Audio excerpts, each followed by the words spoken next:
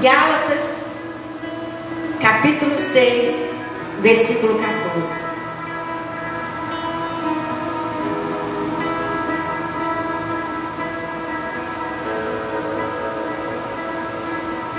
Aleluia!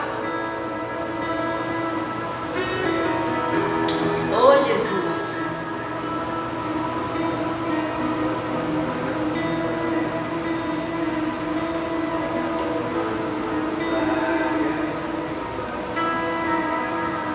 Santo é o teu nome, Senhor.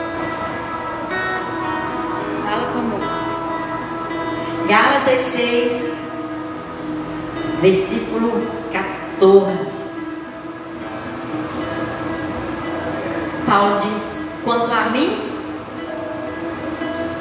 que eu jamais me glorie, a não ser na cruz de nosso Senhor Jesus Cristo, por meio da qual o mundo foi crucificado para mim e eu crucificado para o mundo. Amém? Você pode se sentar. Mas senta falando assim: Espírito Santo, fala comigo. Fala comigo, em nome de Jesus. Eu preciso dessa revelação. Irmãos, quando nós olhamos para a cruz,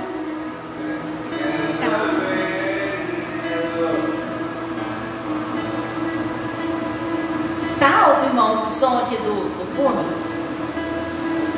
Tá não? Tá ótimo. Diz que não está alto, tá bom. Quando nós olhamos para a cruz de Cristo, nós percebemos que tem sim. A cruz, ela tem sim tudo a ver com aquilo que nós chamamos de vida depois da morte. O apóstolo Paulo, ele diz em sua carta aos Coríntios, no capítulo 15, ele diz o seguinte: que se nós esperarmos por Cristo apenas nesta vida, somos os mais miseráveis de todos os homens.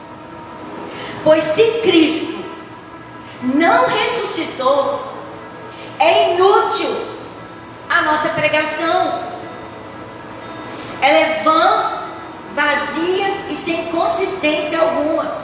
É inútil nós estarmos aqui nessa noite. É inútil nós termos saído de casa para vir aqui essa noite. Se nós esperarmos por Cristo apenas nessa vida. Pois se nós esperarmos apenas nessa vida, nós somos miseráveis, como Paulo disse. Não só miseráveis, mas os mais miseráveis de todos os homens, pois nós estamos acreditando em uma ilusão e colocando todos os alicerces, da nossa vida, dos nossos projetos, da nossa história. Nós estamos colocando os alicerces em algo que não tem sustentação, que não tem substância alguma.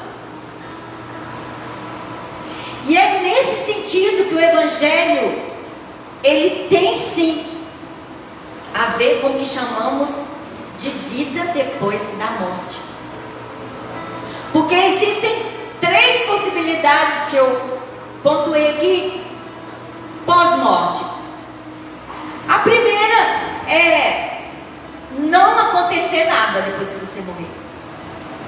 Morreu, acabou. Morreu, encerrou tudo.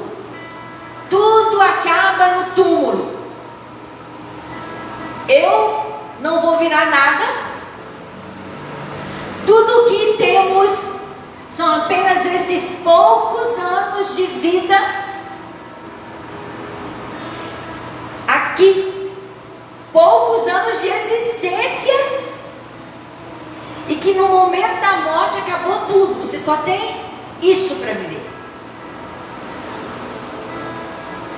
Essa é uma possibilidade de não acontecer nada. Morreu, acabou.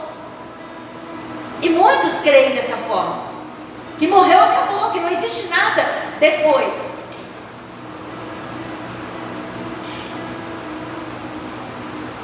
A segunda possibilidade é você ser misturado, né? Você ser plasmado no universo, no todo, né? Se misturar com essa energia cósmica, e você deixa de existir como pessoa e você passa a ser uma essência no meio do universo. Como se fosse assim, você fosse uma gota que caiu no oceano e deixou de existir como gota, virou parte do oceano. A reencarnação, ela caminha muito por esse entendimento, porque a reencarnação, ela implica em você deixar de existir como pessoa. Igual se uma pessoa foi o Pedro, na verdade essa pessoa não foi uma pessoa, ela foi uma essência habitando em um recipiente, em um corpo, e assim ela vai por toda a eternidade, de recipiente em recipiente, né? de corpo em corpo. Mas a Bíblia diz que nós não somos uma essência, nós somos pessoas. E uma vez que se entra na existência, nós não saímos mais da eternidade. Uma vez que entramos na existência, nós entramos na eternidade. Vamos viver eternamente. A Bíblia diz que a morte, ela não é um fim. E que a morte física implica em voltar para a vida pela ressurreição em Cristo. É passar dessa vida para outra vida. Então a cruz de Cristo, ela tem a ver sim com o antes, com o tempo presente e depois do tempo de vida aqui. A Bíblia, ela relata que a cruz, ela transcende. Ela transcende, né? A vida, ela transcende, ela vai além da nossa existência aqui nessa terra. Mas também tem tudo a ver com a nossa existência histórica. Com nossos 60, 80, 100, 120 anos de vida. Tem tudo a ver. Pois a experiência da cruz de Cristo aqui é determinante, ela é fundamental no sentido da nossa vida. Não só da nossa vida como cristãos, mas da vida de todo ser humano. Porque a cruz, ela atrai todos. Ela veio para atrair todos. Jesus veio para atrair todos à cruz. Alguns são atraídos e outros não. Como o apóstolo Paulo disse: eu não vou me gloriar em nada, a não ser na cruz de Cristo. Pois nela eu morri para o mundo, e o mundo morreu para mim. A cruz de Cristo transforma absolutamente todo o ser humano. Ela transforma absolutamente quem somos. Ela transforma totalmente o ser humano. Ela transforma a nossa consciência. Ela transforma radicalmente a nossa maneira de ser, de existir, de pensar, de agir. A cruz de Cristo, ela é fundamental para as nossas vidas. E ela traz consequências para todos. Ela traz consequências para todos. E uma das consequências que a cruz traz é que nós passamos nós passamos a conhecer um Deus de amor. A partir do nosso encontro com a cruz de Cristo, nós deixamos de associar Deus apenas com um Deus poderoso, com um Deus soberano, um Deus que controla tudo, um Deus com toda a autoridade. E nós encontramos na cruz, nós encontramos Deus não apenas mais dessa forma, o Deus poderoso, o Deus que você só tem que ter medo dele. Não, porque nós descobrimos na cruz, em Jesus, que Deus não é apenas isso. Deus não é apenas isso, mas Deus, ele passa a ser associado ao amor. Ao amor. Pois falar de um Deus que é poderoso, falar de um Deus que é capaz de fazer a sua vontade do jeito que ele quiser. Ele levanta reis, ele derruba reis. Um Deus que faz chover e faz parar de chover. Um Deus que abre o mar. Um Deus poderoso para mover a natureza. Não é novidade. Agora, falar de um Deus que, apesar de todas essas virtudes, de todos esses atributos, ele escolheu, mesmo sendo tudo isso, ele escolheu se relacionar conosco em amor. E fazer apenas o que o amor faria. E não o que o poder faria. E não o que a autoridade faria. Mas agir conosco em amor. E apenas fazer o que o amor faria. E a Bíblia diz que Deus é amor. Nós não vamos encontrar em nenhum lugar da palavra de Deus, em nenhum texto, dizendo que Deus é poder. Mas nós vamos encontrar vários textos dizendo que Deus é amor. Mas qual a importância disso para nós? É importante, pois quem se encontra com a cruz de Cristo perde o medo de Deus. Eu conheci pessoas, irmãos, que se converteram, que foram para a igreja, aceitaram Jesus por medo de ir para o inferno. Que engano! Mas a cruz, quando nós encontramos com a cruz de Cristo, e quando nós tomamos o conhecimento que foi Deus que nos amou de tal maneira que enviou o seu único filho para morrer na cruz, para nos salvar. Aí nós encontramos aí, nós nos deparamos com a cruz, nós nos deparamos com um Deus que ama, que não mede esforços para nos alcançar. Então não tenha medo de Deus.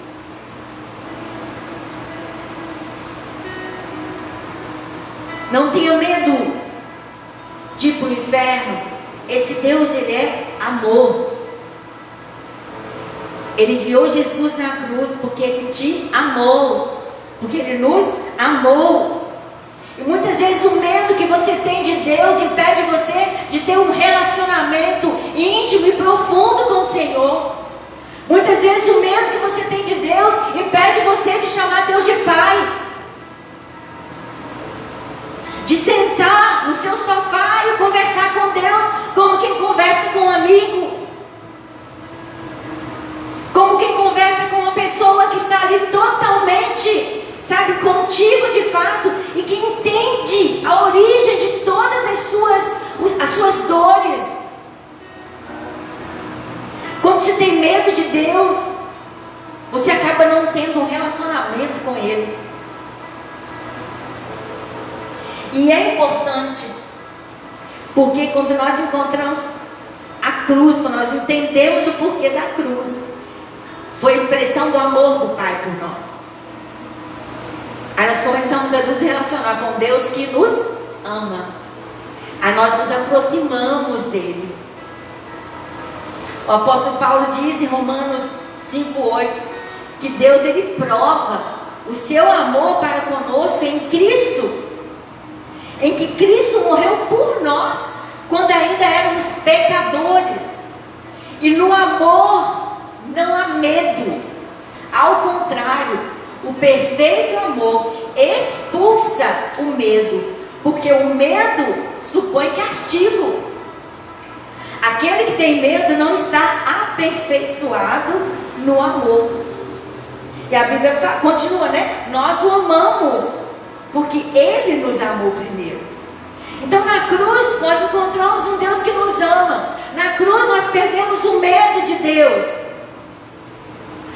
Dizem que uma das buscas constantes, né, desses filósofos é justamente da ciência, é provar que Deus não existe. Porque eles falam o seguinte, que se Deus, esse Deus que a Bíblia fala, se esse Deus existe, ninguém pode viver de qualquer jeito diante dele. Ninguém que não conhece a cruz. Porque aqueles que conhecem a cruz se aproximam de um Deus que é amor. Amém? Conviver com um Deus todo-poderoso pode ser, sim, aterrorizante. Porque esse ser poderoso, ele pode fazer o que quiser, inclusive nos matar. Pode se voltar contra nós e pode irar-se contra nós. Mas a cruz de Cristo diz que não precisamos ter medo desse Deus poderoso, desse Deus tremendo, porque esse Deus poderoso, grandioso, Criador dos céus e da terra, esse Deus é amor. Aleluia! Quando eu sou o que devo ser, Ele se alegra com a minha vida. E quando eu não sou o que eu deveria ser, Ele se entristece, porque Ele me ama. E Ele sabe muito bem do que eu sou capaz de fazer e de ser, do que você é capaz de ser e fazer. Por isso, quando nós não somos o que nós deveríamos ser nele, Ele se entristece, que nós estamos fora do que foi projetado para nós, desses caminhos altos, desses pensamentos altos do Senhor para nós. E Ele se entristece por quê? Porque Ele nos ama. Aleluia. E os pensamentos que Ele tem a nosso respeito são pensamentos bons. Aleluia. Glória a Deus. São pensamentos de paz, pensamento para nos dar um futuro glorioso, irmãos. Por quê? Porque quando nós vivemos essa vida gloriosa em Deus, o nome dEle é glorificado através das nossas vidas. A cruz de Cristo implica em conhecermos um Deus que é amor. Então Ele implica em não termos medo de Deus. Ela implica em amarmos a Deus e saber que esse Deus, Ele nos ama apesar de nós. A cruz de Cristo, ela traz uma revelação fenomenal também. Ela traz uma revelação da graça de Deus, em uma definição assim, bem simples. A graça é um favor imerecido, não merecido, de Deus por nós. Isso significa que se esse Deus se relaciona conosco com bondade, independente de nossos méritos, independente de nós merecermos ou não. Esse Deus se relaciona conosco com bondade, com fidelidade, com amor, com cuidado, independente dos nossos méritos. Ele não vai te amar menos porque você não fez tudo que estava determinado para você fazer. E Ele não vai te amar mais porque você fez tudo.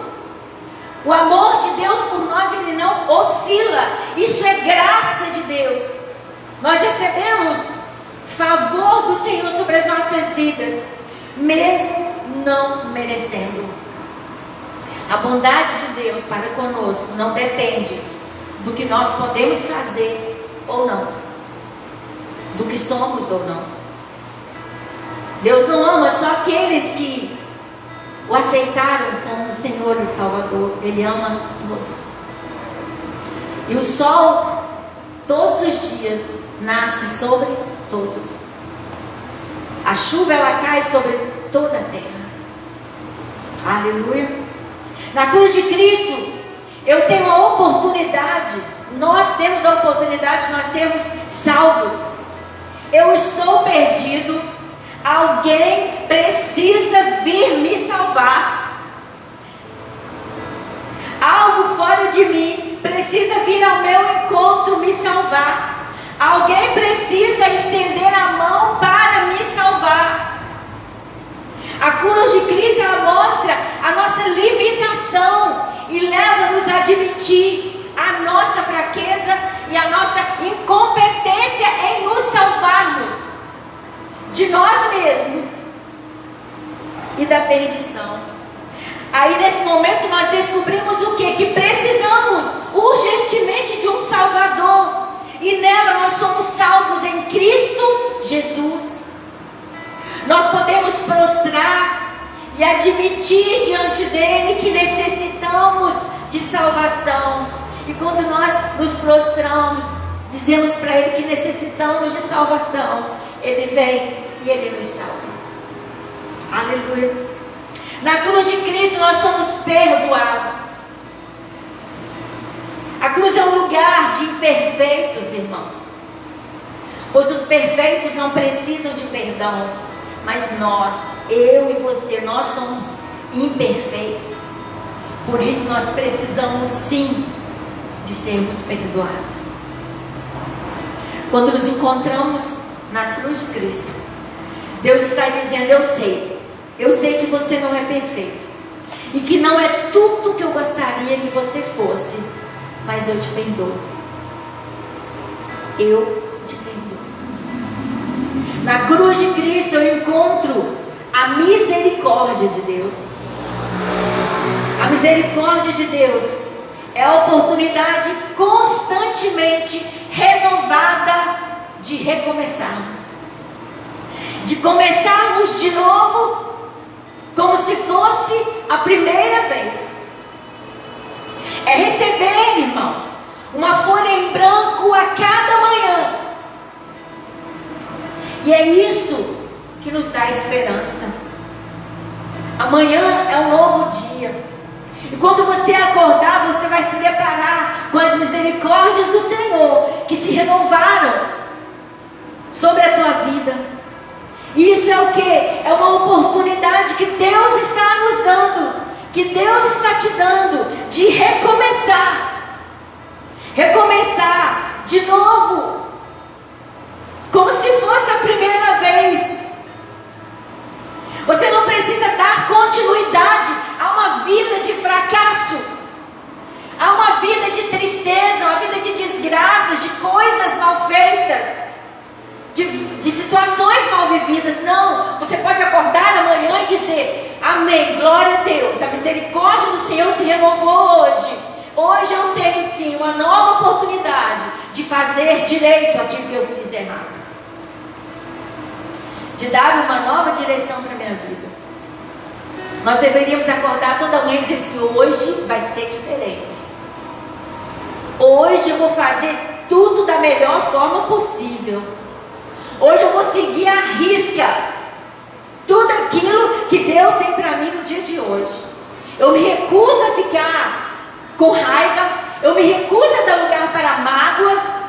Eu libero perdão para todas as pessoas que me magoaram. Eu decido que hoje vai ser o dia mais importante da minha vida. E eu vou viver nesse dia em novidade. Eu vou me surpreender. Quando chegar o final do dia, eu vou glorificar o Senhor, porque eu vivi de fato.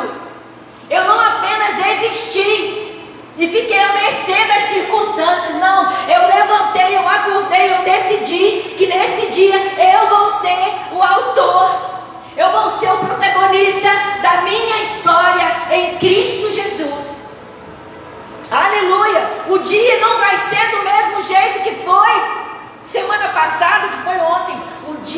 hoje vai ser especial, porque eu me concentro, eu me preparo hoje para receber as misericórdias do Senhor, e eu vou usá-las da melhor maneira possível, porque as misericórdias do Senhor significa oportunidade nova. Aleluia! São novas oportunidades a cada manhã.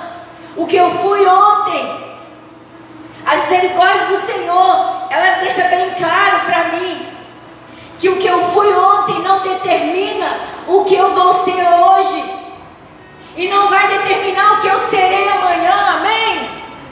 Aleluia! O que eu fui ontem, o que eu fiz ontem não vai determinar o meu hoje. O meu pecado de ontem não determina o que eu serei hoje. Vocês vão acordar, nós temos que acordar com esse pensamento. O meu pecado de ontem não determina o que eu serei hoje.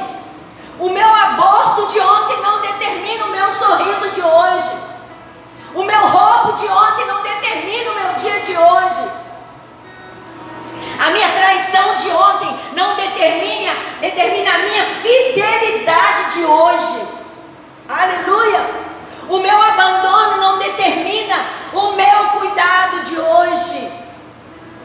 As minhas atitudes inconsequentes não determinam o meu cuidado com o dia de hoje, com minhas novas atitudes, com minha nova postura que eu terei. Por quê? Porque as misericórdias do Senhor se renovaram na minha vida essa manhã. Essa manhã eu acordei e eu me deparei com uma grande oportunidade de Deus para ser tudo aquilo que Ele me fez para ser, para viver o que Ele tem para eu viver. Aleluia! Elas se renovaram nessa manhã, me dando uma nova oportunidade de recomeçar. Glória a Deus! É por isso que o profeta Jeremias, no capítulo 3, ele diz: eu quero trazer à memória aquilo que me dá esperança. Ele estava sem esperança, irmãos. A cidade destruída. Jeremias chorava tanto que não tinha mais lágrimas. Ele fala que os dentes dele estavam como se fosse areia dentro da boca dele. E no meio daquele caos todo, o povo sendo levado cativo, a cidade destruída, no meio daquele caos todo, Jeremias para. No meio daquilo tudo ele fala: eu quero trazer à memória o que me dá esperança. Porque ele estava sem esperança naquele momento. E ele fala: eu quero trazer à memória aquilo que me dá esperança. Aí nesse momento ele traz a memória. E sabe o que ele traz à memória? Ele lembra que as misericórdias do Senhor se renovam a cada manhã.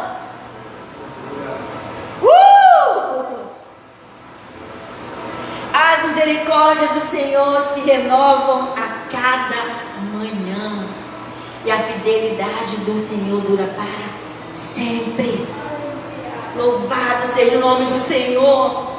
As misericórdias do Senhor, elas nos dizem a cada manhã: ei, começa de novo. Aleluia. Começa de novo. Começa de novo da forma certa agora. Começa de novo. Começa de novo, meu filho. Começa de novo, minha filha. Nada está perdido. Você olha para trás e vê um monte de coisas que não deram certo. Ei, isso não significa nada. Sabe por quê? Porque amanhã, quando você acordar, as misericórdias do Senhor estarão lá, dando a você novas oportunidades. Começa de novo. Nada está perdido. As misericórdias do Senhor dizendo para nós: ei, o castelo que caiu ontem não significa que você é um sem teto hoje. Os planos que foram frustrados ontem não significa que o seu futuro está fadado ao fracasso. Você pode construir outro castelo, aleluia. Você pode sim dar um novo sentido e significado à tua vida, aleluia. Irmãos, vocês estão entendendo o que eu estou falando nessa noite?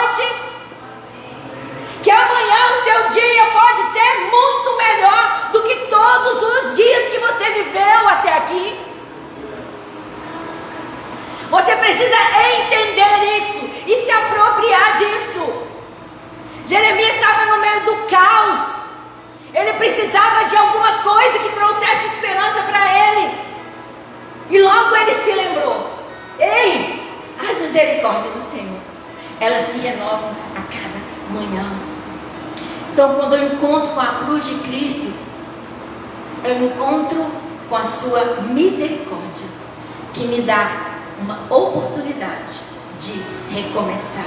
Na cruz de Cristo, eu sou reconciliado com Deus.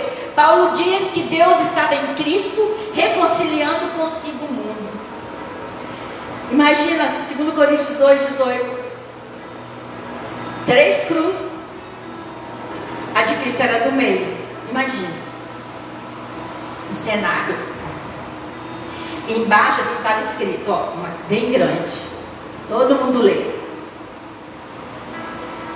Deus, Cristo no meio, sendo crucificado. E estava escrito assim, na sua imaginação, é o que nós vamos imaginar agora, ok? Deus estava em Cristo, reconciliando consigo o mundo, não imputando aos homens os seus pecados, mas fazendo pecado aquele que não tinha pecado, Cristo, para tornar justos aqueles que eram pecadores. Tudo isso provém de Deus, que nos reconciliou consigo mesmo por meio de Cristo e nos deu o ministério da reconciliação. Ou seja, que Deus em Cristo estava reconciliando consigo o mundo, não levando em conta os pecados dos homens, e nos confiou a mensagem da reconciliação. Portanto, somos embaixadores de Cristo, como se Deus estivesse fazendo o seu apelo por intermédio de nós. Por amor a Cristo, suplicamos, reconcilie-se com Deus. Na cruz de Cristo somos libertos, somos curados. A Bíblia diz que o mundo é povoado por espíritos maus, que nós chamamos de espíritos imundos, demônios, todos eles, príncipe deste mundo, né? A Bíblia diz que quando Jesus morreu na cruz, o escrito de dívida que tinha contra nós foi pago, e que a justiça de Deus foi satisfeita, e que assim Jesus despojou, presta atenção, despojou todo o império das trevas. E o que é despojar? Despojar é obrigar um exército a colocar as suas armas no chão. Por isso que a Bíblia diz que o pecado, ele tem a seu favor, ele não tem mais as suas armas. A única arma que ele tem a seu favor é a capacidade de mentir e de seduzir e de enganar. Por isso, quem encontra com a cruz rompe com o império das trevas, é liberto da ação dos espíritos malignos, dos espíritos que escravizam as consciências, a vontade e a emoção, dos espíritos que promovem dissensões, destruições, que confundem palavras. Eu digo algo a você e você entende outra coisa. Você diz algo para mim e eu entendo outra coisa. E com isso o ambiente fica carregado. E nós estamos vivendo com raiva, vivendo com ódio, vivendo com inveja, cobiçando, vivendo com espírito de vingança, desejando o mal do outro. Ficamos adoecidos na alma. Mas quando nós encontramos com a cruz de Cristo, isso acaba. E não precisamos conviver com isso mais, pois a cruz de Cristo, nela nós somos libertos das mentiras e do engano. Somos libertos do cativeiro espiritual que nos adoece, e as trevas perdem o seu poder sobre nós. Amém? Aleluia! Louvado seja o nome de Jesus. Quem encontra com a cruz encontra também a sua missão. Passamos a enxergar o mundo a partir da ótica de Deus. E como diz Paulo, nós vamos dizer também, já não vivemos mais, mas Cristo vive em mim. Paulo se identificou tanto com Cristo, que não havia nada que fizesse Cristo sofrer, que não o fazia sofrer também. Na cruz, nós temos a ressurreição. Não falamos de um Deus crucificado e morto, nós falamos de um Deus vivo, que nos promete ressurreição, e que a morte não tem a última palavra sobre as nossas vidas, e que o nosso destino é a vida com Deus. A cruz não tem um Cristo pregado nela, aleluia, mas está vazia porque Ele venceu a morte e Ele ressuscitou, glória a Deus. E é sobre essa cruz, a cruz de Cristo, que a ceia nos arremete. Pois nessa cruz, o corpo de Cristo foi moído por nós, foi partido por nós, e o teu sangue foi derramado por nós. Eu não sei para você, mas quão maravilhoso é viver sabendo que há um Deus poderoso que me ama, que sabe quem eu sou e que independente de mim Ele está comigo. Independente de mim Ele está comigo. Um Deus que me enche de esperança. Aleluia.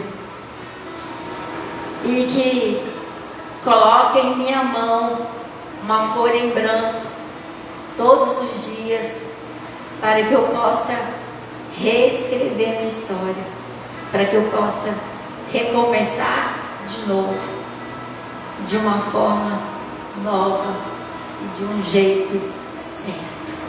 Amém? E é por isso que nós não podemos deixar de celebrar a ceia, porque a ceia ela nos leva de volta para a cruz. E é lá na cruz que nós trocamos a nossa fraqueza pela força de Jesus. Que nós trocamos as nossas enfermidades pela cura que vem de Jesus. Ali na cruz nós somos libertos, porque todo o escrito, toda a maldição que havia contra nós, Jesus levou na cruz. Na cruz de Cristo nós somos restaurados, nós somos reconciliados com Deus. Nós trocamos o nosso fracasso pelo sucesso de Jesus. Nós trocamos as nossas prisões pela liberdade em Cristo Jesus. E é por isso que a palavra de Deus diz: se Cristo nos libertar, verdadeiramente nós seremos livres. E nós somos livres em Cristo Jesus, porque Ele se deixou prender por nós. Nós recebemos a vida eterna na cruz. Por quê? Porque Jesus decidiu morrer a nossa morte. É na cruz que nós somos renovados, restaurados, perdoados. E nos tornamos novas pessoas, transformadas. Amém? Como é importante nós entendermos a cruz de Cristo, porque foi ali que a história foi dividida em antes de Cristo e depois de Cristo. Antes de Cristo, morte eterna. Depois de Cristo, vida eterna. Antes de Cristo, perdição, trevas. Depois de Cristo, nós andamos na luz como Ele na luz